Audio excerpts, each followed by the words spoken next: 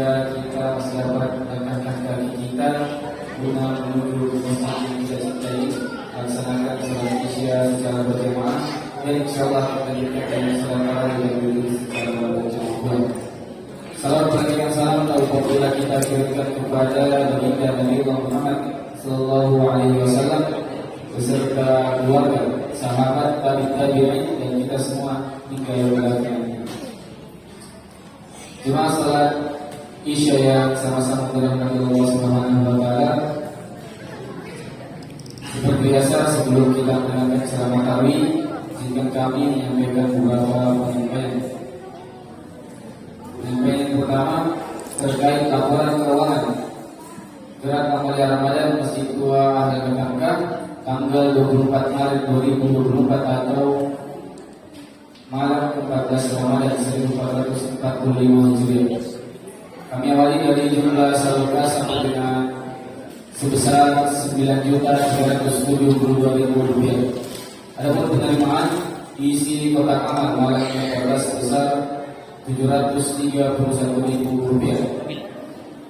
Sehingga jumlah penerimaan ditambah dengan saldo kas sebesar Rp10.103.000. Pengeluaran biaya retail sebesar Rp750.000.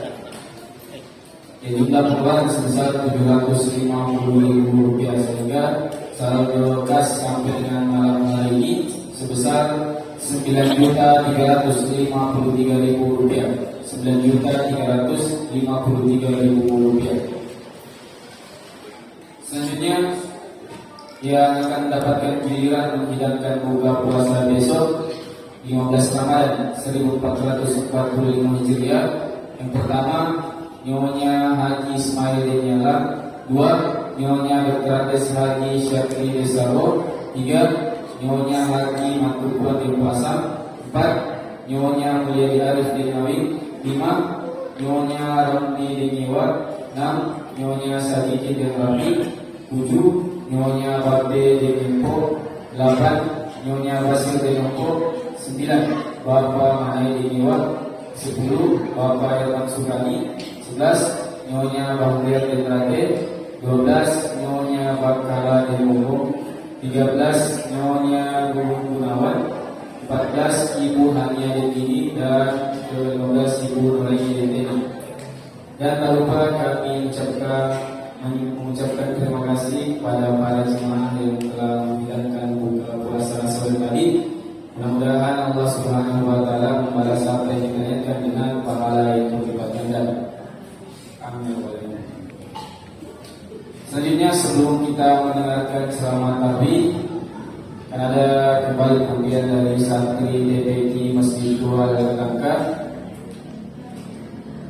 Emi Putri, Krista, dan Amin.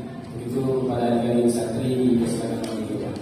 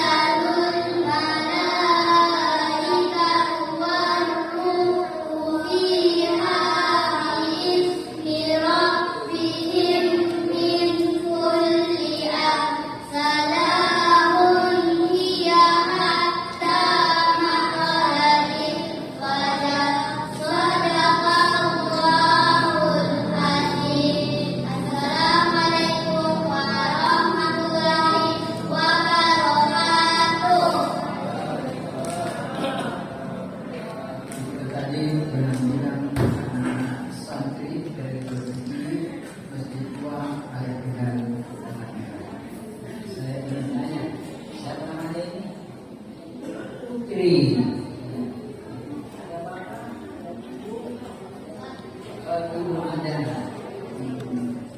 Ya, Ibu sudah mendengarkan anak tadi tampil di agama masing-masing. Rizka. Serahkan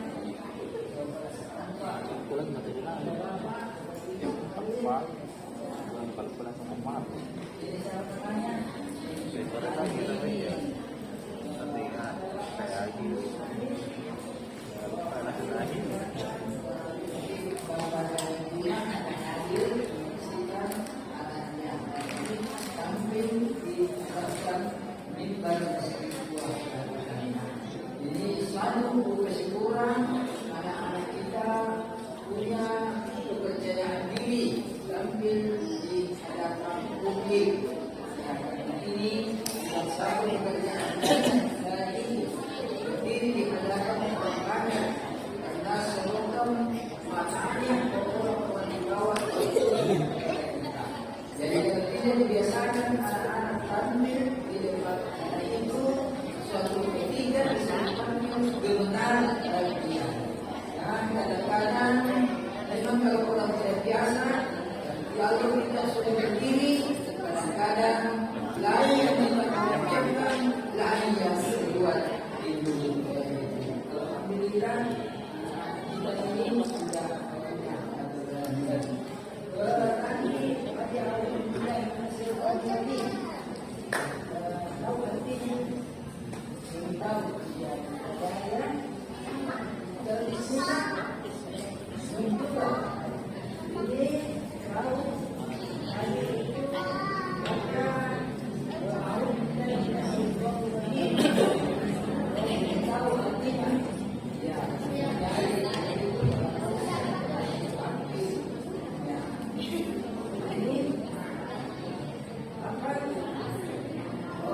ketiga-tiganya tidak ada yang anak ini besok malam ada pertandingan mendaftar, tetapi saya mau memberikan lagi hadiah kalau diambil pada itu ya, doa-doa di waktu subuh, di waktu pagi saya subuh ya, waktu apa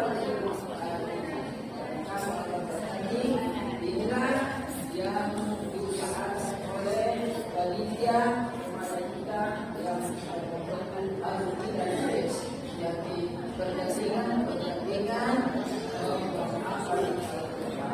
jadi belajar mulai dari besok pagi. Alhamdulillah saya akan memberikan sedekah kepada anak-anak ini.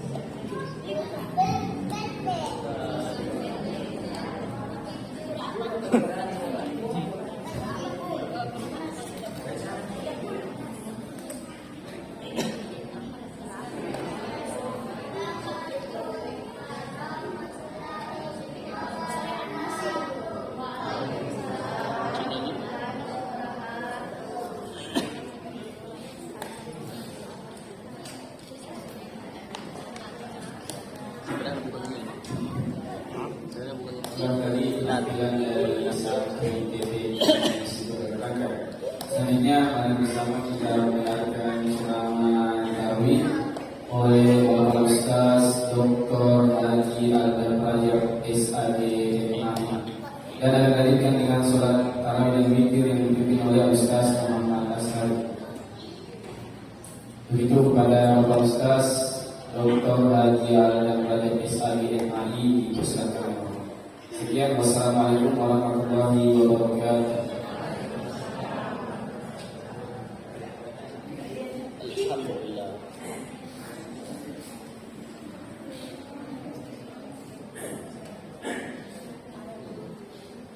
Bismillahirrahmanirrahim.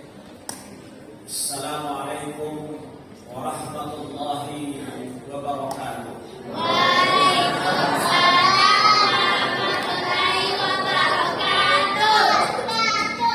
Alhamdulillahirabbil alamin. Wassalatu wassalamu ala rasulillahil karim.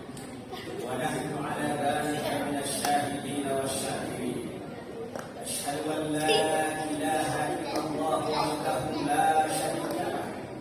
Wa asyhadu anna Muhammadan abduhu wa rasuluh. Allahumma shalli wa sallim wa barik. Pada kesempatan Tauhid malam ini, mari kita mempersembahkan ucapan hamdan wa syukran lillahi wahdah.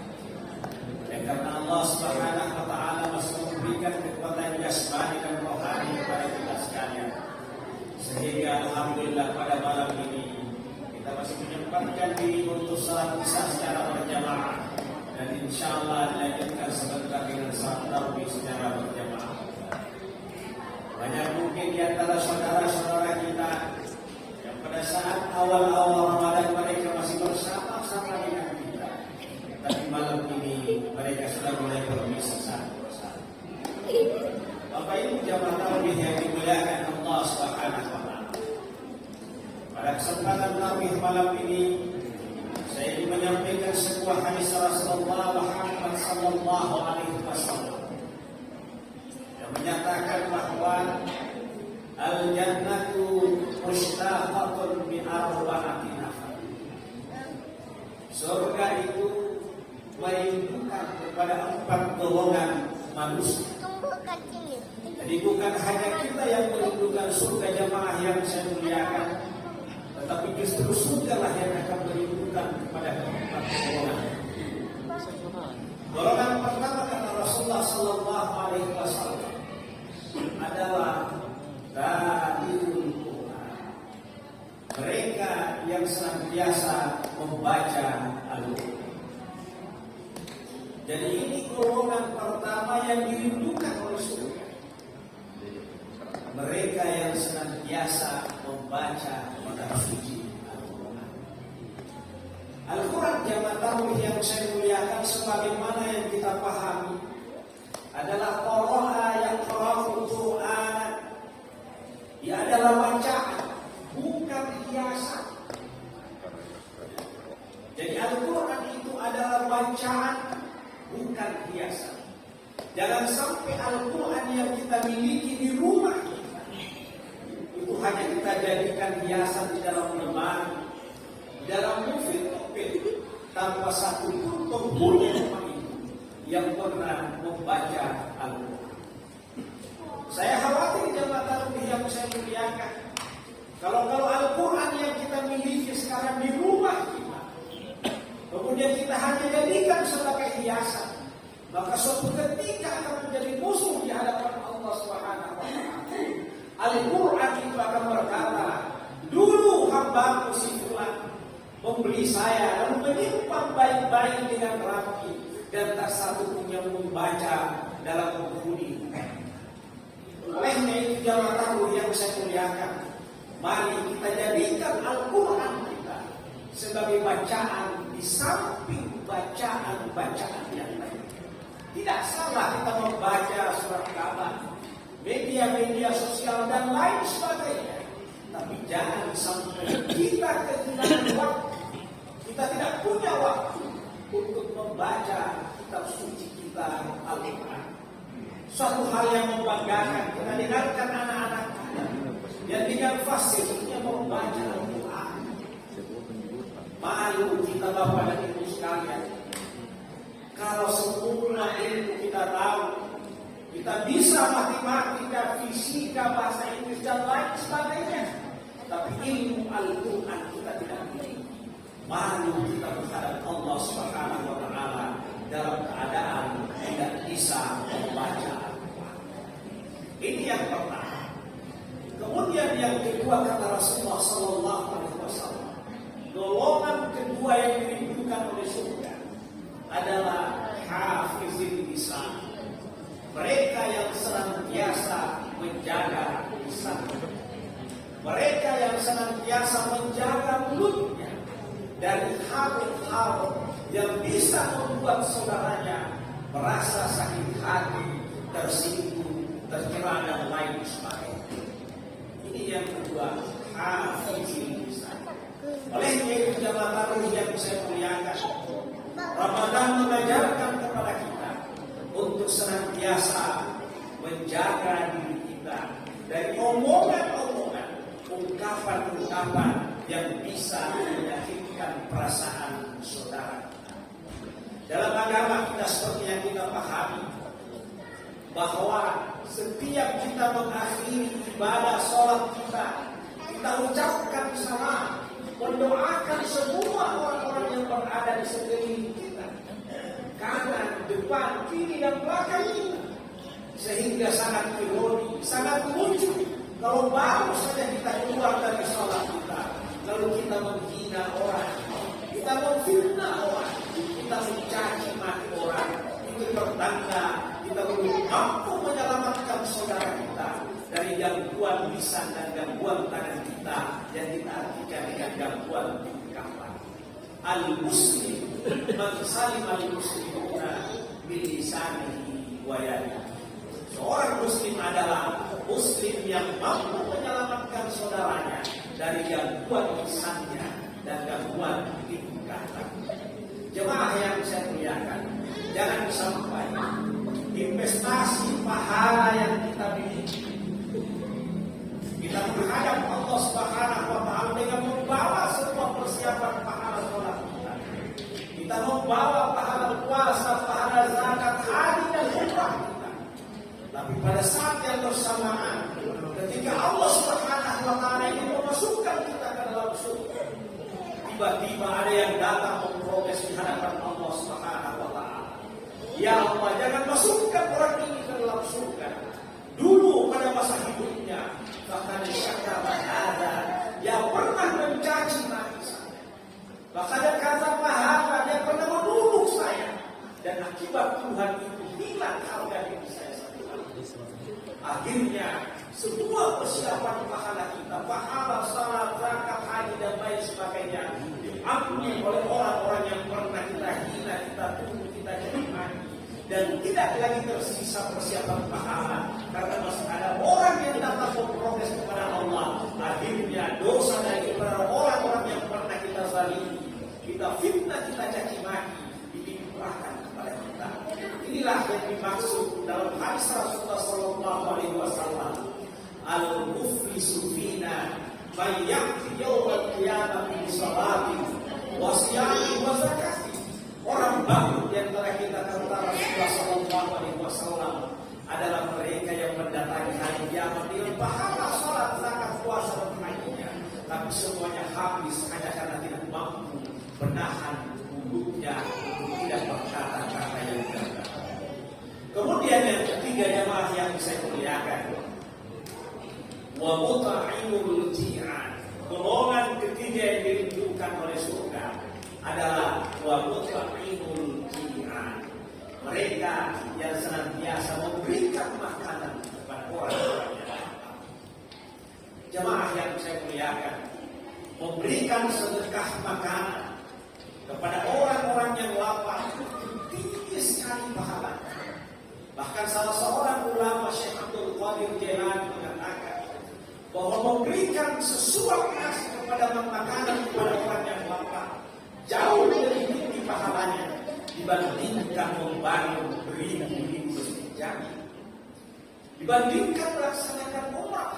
Saking pentingnya itu membahagiakan orang-orang yang dalam keadaan lapar. Jamaah yang saya muliakan, olehnya itu salah seorang atau almarhum Kiai Ahmad Dahlan yang pernah ditegur oleh santri dan jamaah karena selama 6 bulan pengajian Pak Kiai yang dia bahas hanya surah Al-Ma'un. Ara'aita alladhi yukadzibu bid-din fadzalika alladhi yad'ul yatim wa la yahuddu 'ala ta'amil miskin. Sampai-sampai ada santri dan jamaah yang mengatakan, Pak Kiai, apakah sudah tidak ada lagi pembahasan di dalam Al-Quran selain surah Al-Ma'un? Kenapa sudah 6 bulan lamanya pengajian yang Pak Kiai bahas hanya surah Al-Maun. Apa jawab Kiai Haji Ahmad Dahlan ketika itu kepada santri dan jamaahnya? Sudah berapa orangkah yang kamu beri makan kepada fakir miskin setiap hari? Tak satu pun jamaah yang mengatakan bahwa kami telah memberikan makan kepada fakir miskin setiap hari. Sudah berapa orangkah anak yatim yang kamu pelihara dan kamu santuni di rumah-rumah kalian? Tak satu pun jamaahnya dan santrinya mengatakan bahwa kami telah menyantuni anak-anak yatim di rumah. Itulah yang menjadi jawaban kata Kiai Haji. Kenapa pengajian saya selama 6 bulan lamanya hanya membahas surat Al-Maun? Karena saya belum melihat di antara santri dan jamaah yang mau mengamalkan kandungan surat Al-Maun. Yang intinya adalah bagaimana kita memiliki kepedulian sosial terhadap orang-orang yang hidup di bawah garis kemiskinan.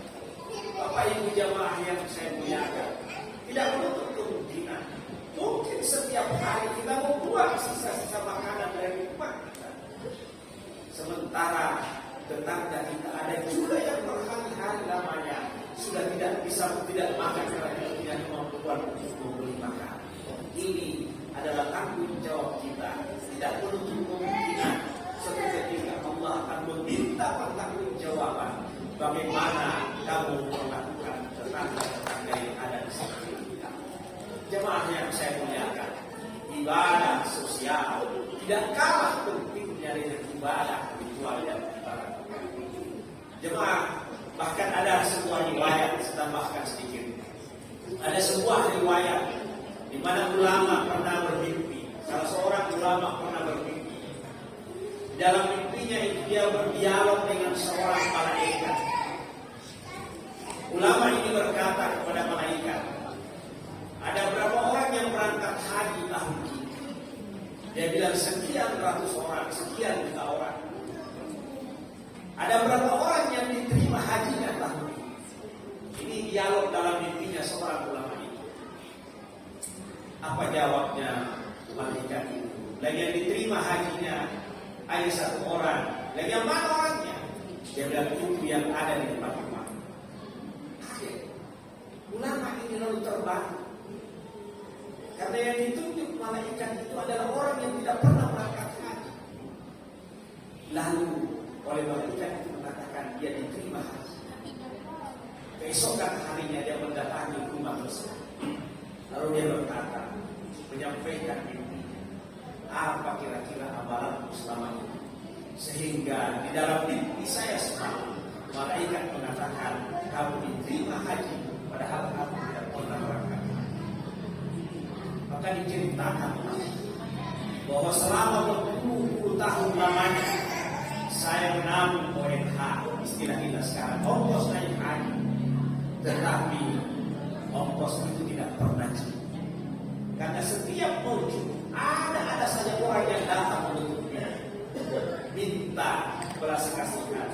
Akhirnya ongkos yang saya mau pakai untuk berangkat haji mendaftar tidak pernah cukup karena saya berikan kepada orang yang lebih membutuhkan daripada saya. Mungkin itulah yang dinilai oleh Allah. Sekalipun saya tidak berangkat haji, tetapi saya mendapatkan pahala haji karena keikhlasan saya membantu orang-orang lain yang membutuhkan bantuan. Jemaah yang saya muliakan, itu golongan ketiga yang senantiasa dirindukan oleh surga. Kemudian golongan keempat adalah wasabina di syahril Ramadan. Kita ini yang sementara melaksanakan ibadah puasa Ramadan, mudah-mudahan Allah Subhanahu wa taala dan mudah-mudahan Allah dan surganya merindukan kita sekalian. Insyaallah ketika kita melaksanakan puasa dengan iman dan ihtisaban, dengan penuh keikhlasan, yakinlah bahwa surga pun akan merindukan kita. Saya kira demikian pesan-pesan keagamaan pada kesempatan malam ini. Sekali lagi kita berharap bahwa mari kita jadikan Al-Quran sebagai bacaan. Ajar dan didik anak-anak kita. Kalau kita tidak punya waktu untuk baca, mengajar mereka di rumah, bawanya ke masjid dan jangan terlalu kikir kepada guru-guru yang mengajar anak-anak kita. Jangan hanya karena mampu infak misalnya 10.000, 20.000, kadang kita menunda berbulan-bulan. Tapi kalau untuk les bahasa Inggris, matematik di atas 100.000, 200.000, kita dengan senang membayar. Tapi untuk agama kadang kita terlalu luar biasa ini tampilan anak-anak seperti itu dari sahabat. Ya, sekali lagi saya tekankan, mari kita ciptakan generasi kita yang Islami. Mudah-mudahan mereka menjadi penerus kita di tempat dan di tempat yang baik sehingga Islam akan senantiasa jaya sampai akhir. Saya katakan, ada Allah yang sendiri. Wassalamualaikum warahmatullahi wabarakatuh.